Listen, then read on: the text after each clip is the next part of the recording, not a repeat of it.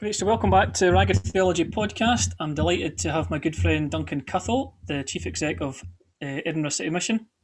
I almost said London City Mission there. Good to see you, Duncan. Okay. Do you want to just tell us a bit about yourself, your background, where you're from, and kind of your own faith journey? Hi, okay. So I grew up in Haddington in East Lothian, attending church regularly. I don't recall hearing clearly how, Jesus dying on the cross and rising from the dead and what that actually meant and how I was meant to respond to that.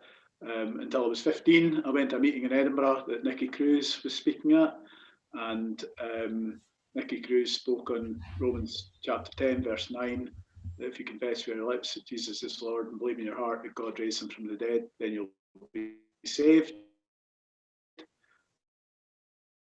And Nicky's testimony as well, that God had turned his life around by putting his faith in Jesus, was really impactful. So I went forward, spoke to somebody, for counselling at the end, who explained this is a short prayer that you can say to invite Jesus into your life. And so I said, well, I don't want to do that.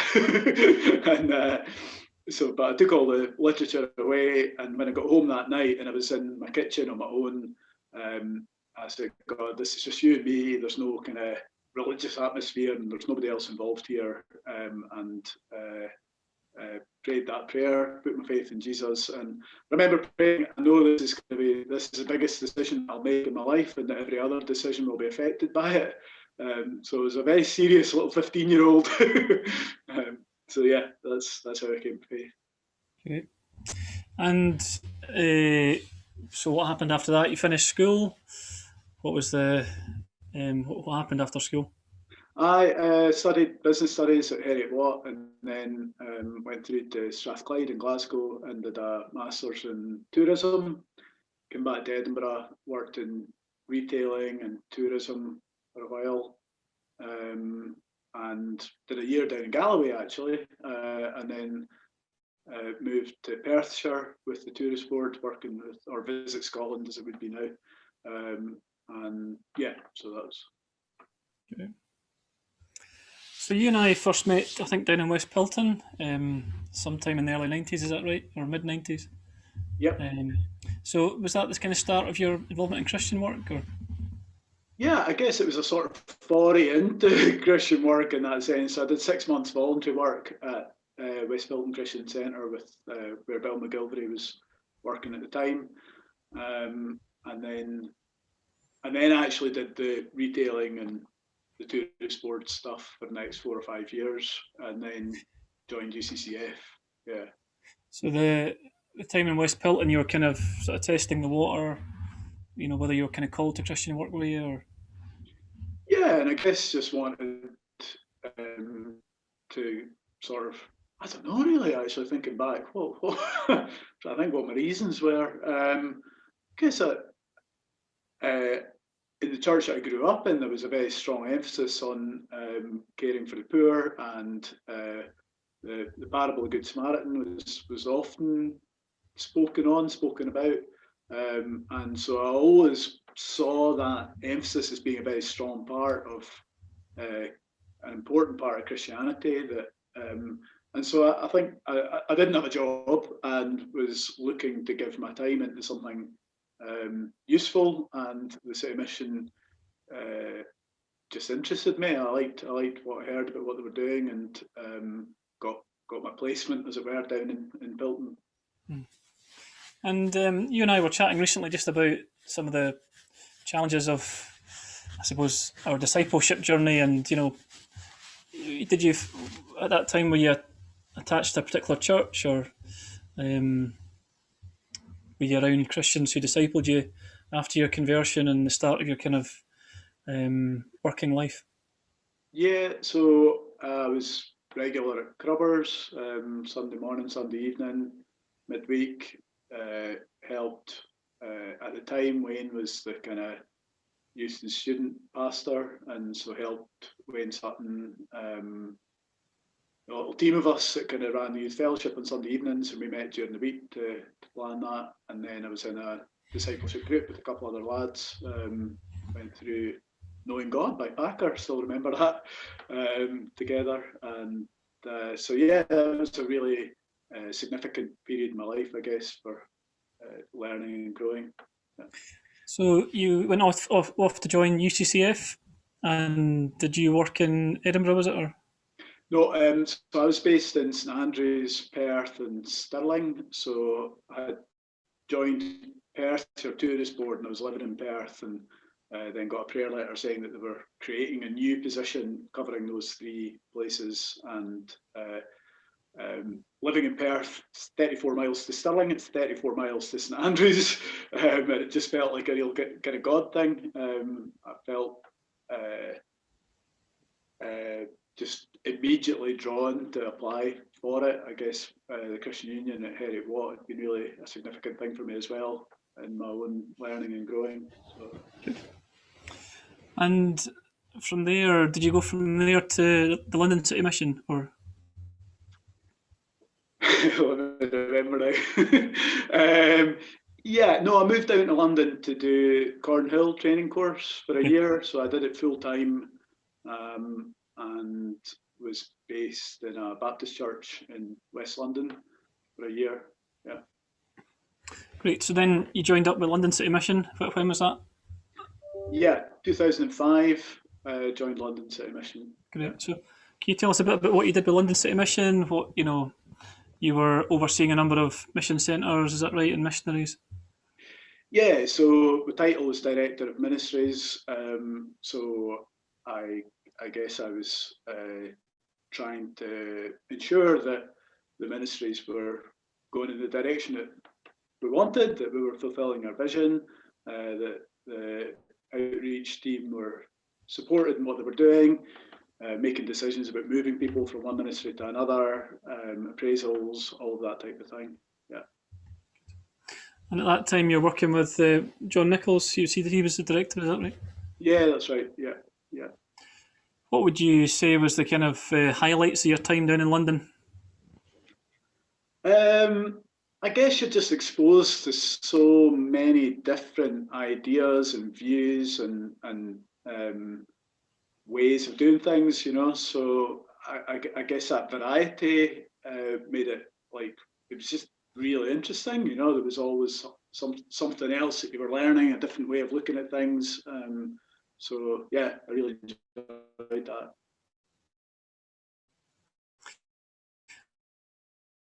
And what then after, was it 10 years? What kind of convictions did you come away from in terms of, what was effective evangelism, what was, what worked well, and what was biblical? Well, I made some notes about this before the interview because I thought I kind of want to try to get this right.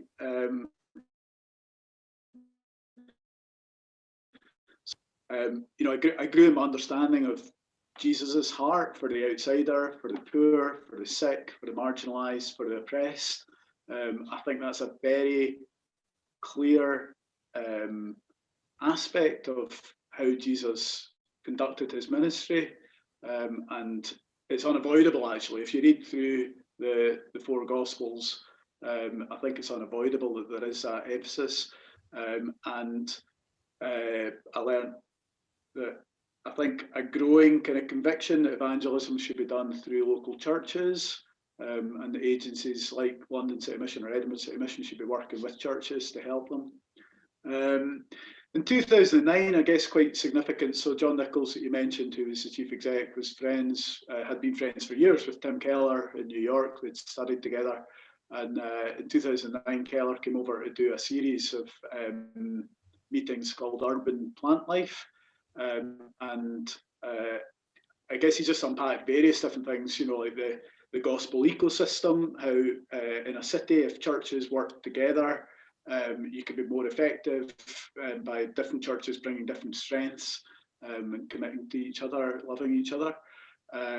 God's distinctive concern for the poor, that's something that Keller really emphasises, and the need to contextualise gospel ministry and to understand where the seed is being sown, and really digging down into that. So I guess Keller brought that out, but also I was seeing that in practice because we had all sorts of different types of ministries. We did a lot of cross-cultural work, we did chaplaincy work, we had a day centre for homeless people in Waterloo, we had cafes, we had an art centre in the East End, a whole variety of things. So I think understanding other people's worldviews and what their objections are to the Christian faith, what their preconceptions are, misconceptions are, and trying to work out how what's the best way to express what Christianity is in a way that will land with the people listening, was probably one of the key things that I really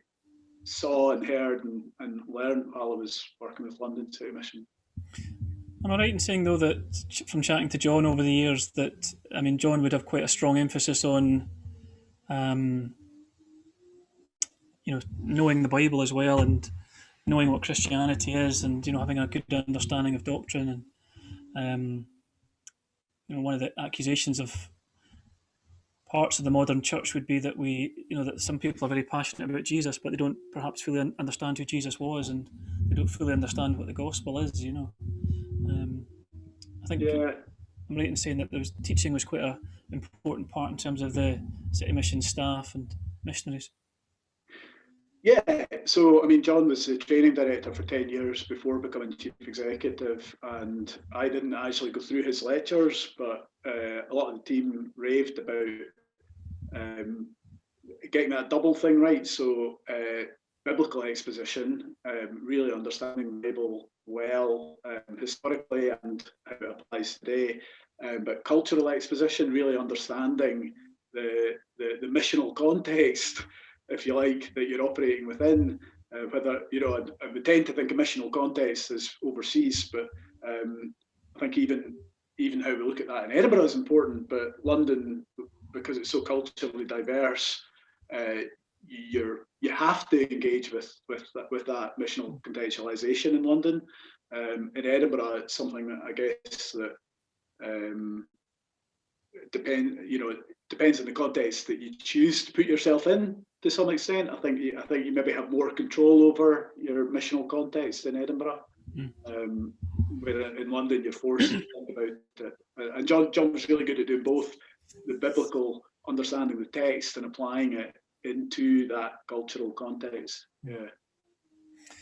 I think what you're saying about working through the local church, there's been a real journey for a lot of evangelism over the years, because when I think back to Edinburgh City Mission 30 years ago, chaplaincy work, even mission centres, they were quite often standing alone almost, I think of all the good work that happened, for example, in West Pilton, but very often people didn't actually progress into church life.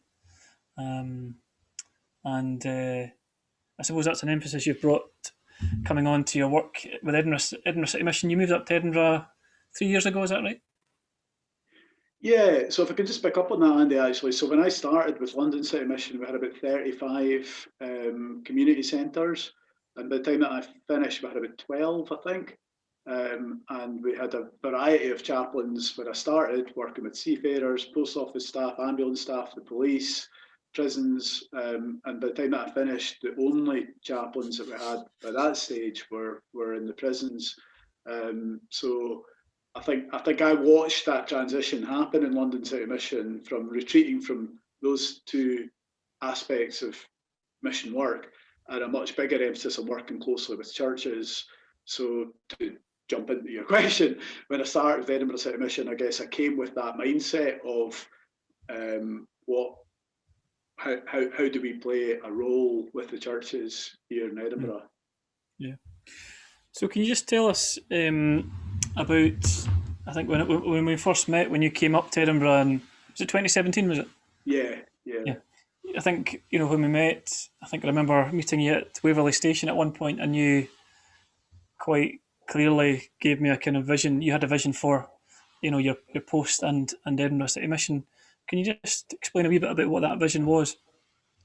Yeah, so I guess it was born out of prayer, So I really asked God to reveal to me, if you want to put it that way, to show me what the vision should be, and open-handed and saying, God, help me understand what your heart is for now, for the 21st century in Edinburgh.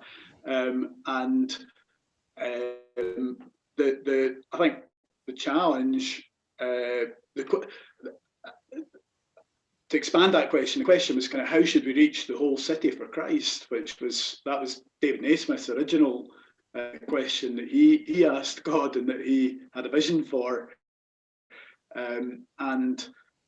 So just to contrast, in his day and age, in 1832, when Edinburgh City Mission started, his answer to that question was to subdivide the city into different districts and appoint a city missionary to each district to do district visitation, which he'd picked up from Thomas Chalmers. And I guess I felt like God was saying the answer to that question is, rather than having individual missionaries working in different places doing district visitation, the approach should be to, he gave me these two words, stimulate and strengthen the church's mission.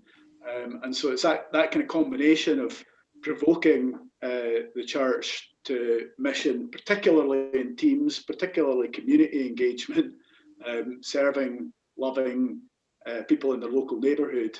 And then how could we get involved practically, rolling our sleeves up and strengthening them in doing that. So that's the kind of concept, I guess, that God gave me. And then that phrase just seemed to encapsulate it, stimulating and strengthening the church's mission. And how have you tried to stimulate the church in terms of mission? Have I was at one of your conferences recently. What other things do you try and do in terms of stimulating mission? Yeah, I think so. Stimulate mission, I'd say primarily the conference and the City Vision prayer meetings that we do. So that's a monthly pop-up prayer meeting in different churches moving around the city. So when we're not in lockdown, that's actually physically having the prayer meeting in a specific local church where people from other churches can come to that prayer meeting and pray with that church for the mission in their local area. Obviously, it's a little bit different on Zoom, but those meetings are open to people if they want to come along. They can contact us. So those would be the two main ways I think that we're stimulating mission, by trying to encourage local churches in their own mission, and then doing the conferences to kind of throw a wider, cast that vision more widely through the conference. And since you've come up to Edinburgh, you've refurbished the City Mission headquarters and you've moved into an old City Mission hall. Can you just tell us a bit about that? Yeah, so I mean, that just kind of felt like a real kind of God thing, blew my direction. So somebody mentioned to me that it was actually an independent mission hall, North Merchiston, I think it was called North Merchiston Gospel Mission. And they latterly had only been meeting on Saturday evenings for about 10 years or so, and had decided, well, they were just about to have their AGM to decide to close, but they knew that was what was on the agenda. And so I got invited along to that AGM, and in the meeting was offered the building, and it was the first time I'd ever been in the building. I was like, so that was all quite exciting. But yeah, so we bought it. They sold it really cheap because they just used the money to give to other mission agencies and so on. And that meant that we could spend quite a lot on doing a really good refurbishment. So it's a really nice modern building for us. And what's it called again? Oracle. The Oracle. Oracle. Yeah. As in the gospel getting carried over the seas, blown about whatever direction, wherever God takes. Great. I remember many's a time preaching in that there on a Saturday night, so it's great that it's still in use. So. Aye, okay. Just getting back to this whole subject of working amongst the poor and the marginalised. You and I have both been involved in similar work over the last, I suppose, 20 years, where we're frequently being asked, is this a biblical mandate? Is it a biblical priority for the church? what's your kind of response to that, and how would you frame that? So I guess as Christians, I think we should be reflecting God to the people around us, and working amongst the poor and the marginalised. For me, it fundamentally reflects what it means to be fully human. We've been restored to the image of God, and if God's heart is for the poor and the marginalised, and we're brought back into relationship with God through the cross, then that new image should look like God, should look like Jesus, the perfect man. And so for me, it's very much about reflecting God into society, and if you like the phrase, being Jesus, following Jesus and how he did his ministry. Sometimes we jump to the cross and the resurrection, and we don't stop to say, but how did Jesus actually interact with people himself? And I think if we are followers of Jesus, that question is really important. How do we actually imitate Christ? And so, Jesus was born to a poor family, born in poor surroundings in a stable. He became a refugee.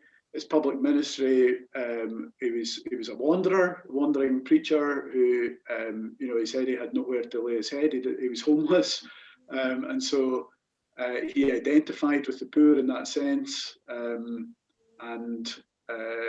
So I think there's no ambiguity. I don't think there's two different ways of reading the Bible. I think it's very, very clear in the Bible that we ought to be doing it.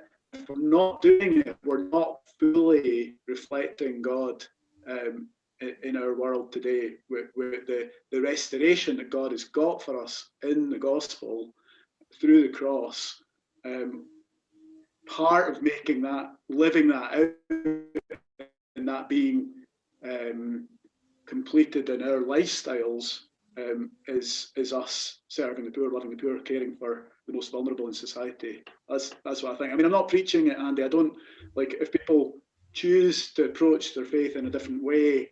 It's not for me to tell other people. I don't feel, but I'm saying this is the journey we're on in Edinburgh City Mission, and if you want to share in that, be part of that, jump on board, and I feel that as you do it, as you work that out, you actually see Jesus differently, and you understand your faith differently as well. So I don't know. I hope that's helpful for anyone listening. Yeah. I just, I'm obviously a big fan of, 19th century church history and Thomas Guthrie and Chalmers, and you've obviously read a bit about Naismith, and I just frequently read history, church history, and I look at today and I think, how did we get here? Where,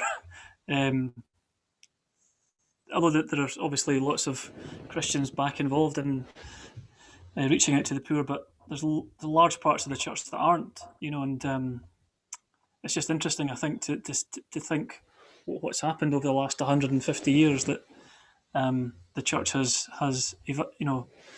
stepped back from a lot of that stuff,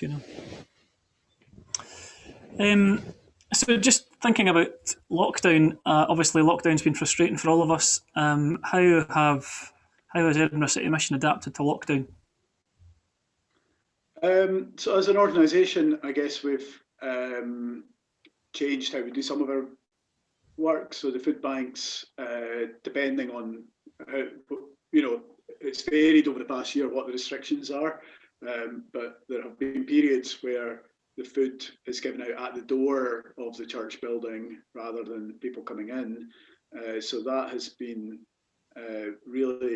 that's created problems relationally, because it's very difficult to then build a relationship because people are picking up food and moving on.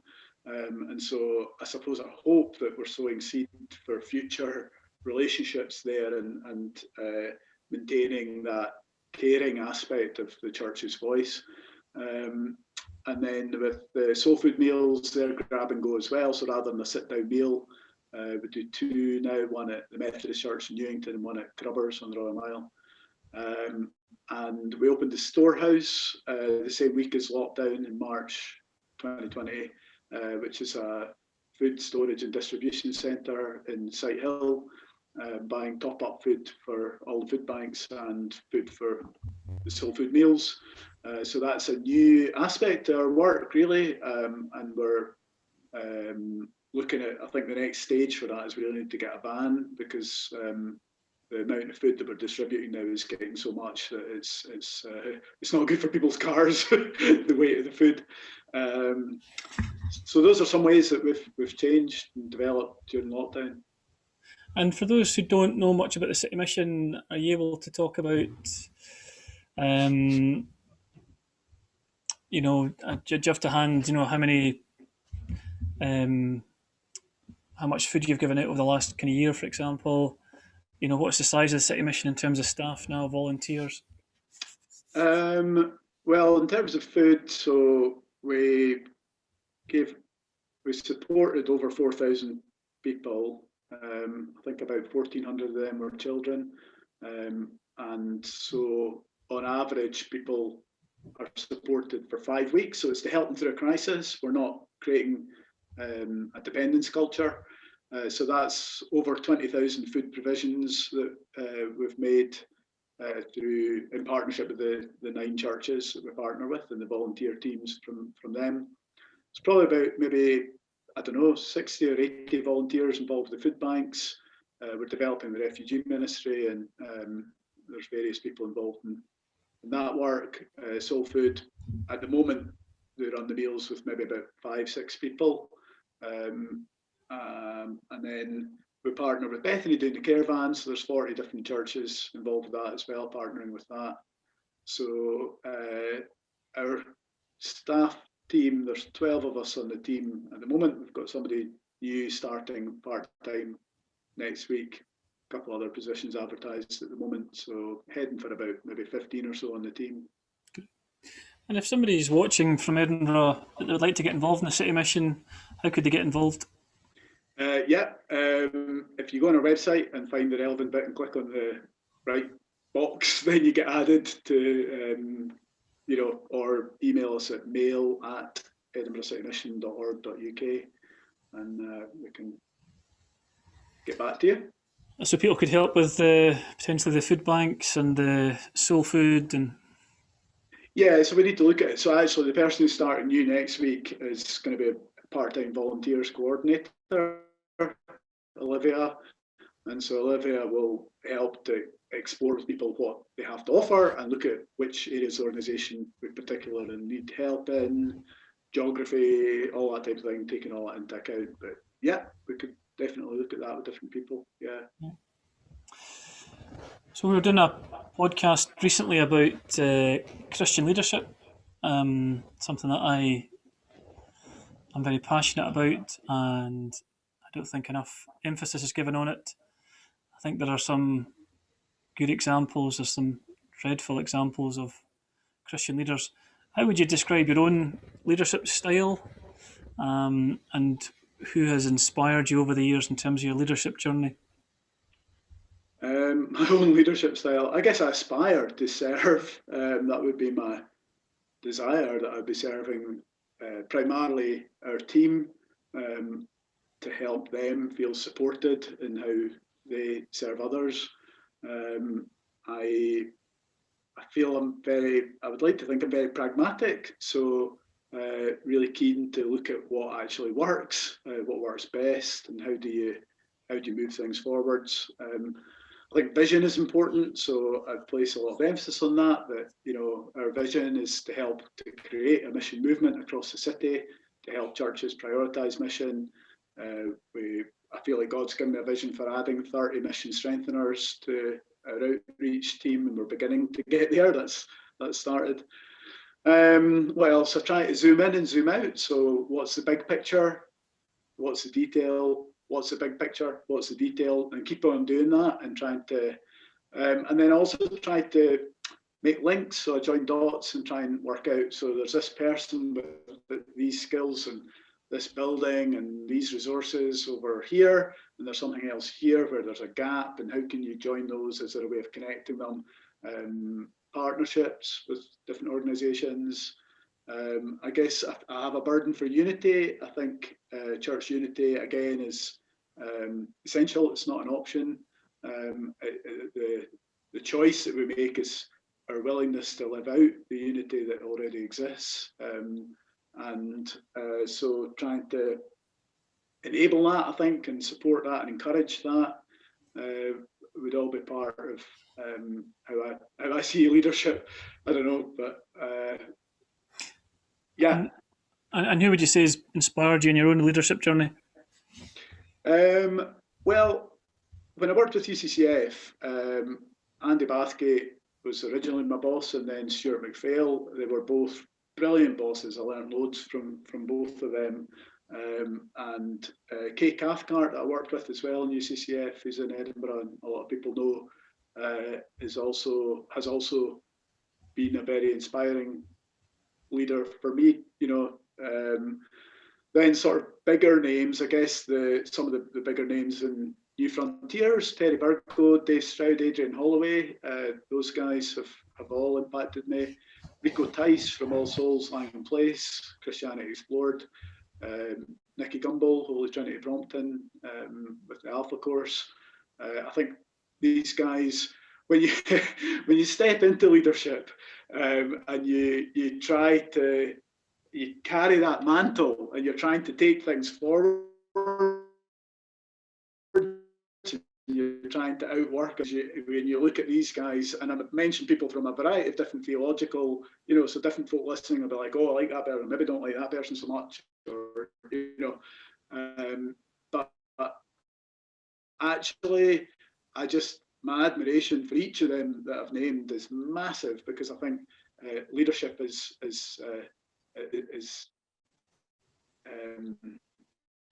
incredible. When people exercise leadership and do it well, it's fantastic. And I give thanks to God we pray regularly for church leaders in Edinburgh, in the City Mission, at Open Table, in our staff devotions and so on. We pray for them by name, so I think leadership is really important, and I hope that's answered it. Yeah. You were asking who, so I've listed some names. Yeah. No, I think it's interesting when you list those names and then you think what makes them great leaders.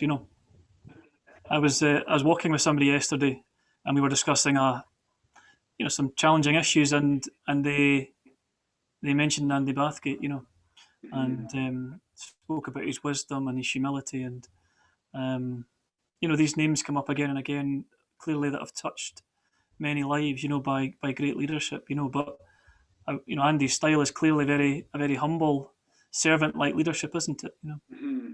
Yeah. Good. And we always just ask anyone that comes on Ragged Theology podcast what your favourite Bible passage is, and what you would say your favourite book is, or what book has impacted you the most in your life. Oh, I didn't actually have Bible passage in my. So, well, I get our favourite book of the Bible.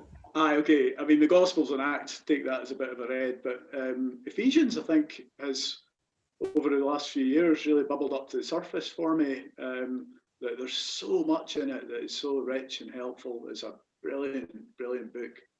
Yeah. And do you have a favourite book that's impacted you? Again, I was jumping about a bit thinking about that question. I mean, I've made a note of Good News About Injustice by Gary Haugen. I guess that impacted me a lot. The Jesus Gospel by Liam Goligher. I think that was a particularly helpful book at the time when I read it. And probably nobody has ever mentioned this next one. A book called Teaching John by Dick Lucas and William Phillip, which when I was doing a series of Bible studies on John and really digging down into John's Gospel, I did a lot of work in John's Gospel. I found that a brilliant book for really helping to understand John's Gospel. Yeah, I would be surprised if anyone has mentioned that one yet on Ragged Theology, but that's. But yeah, so those are some books. I mean, I could list a whole lot of other Don Carson books. John MacArthur, actually, I've read a lot of his books and found his books really helpful. Tozer, if you want some fire, C.S. Lewis, etc. Yeah, loads of. Yeah, I just finished a biography of A.W. Tozer, so fascinating guy. Right. Great. Well, thanks very much, Duncan. That's been great, really inspiring chatting to you. And for anyone watching, please remember Duncan and the Edinburgh City Mission, your prayers. They're doing a great work in Edinburgh, and if you want to get involved, as Duncan said, just go on the Edinburgh City Mission website. So thanks for coming, Duncan, and thanks for joining us on Ragged Theology Podcast. Thanks for having me.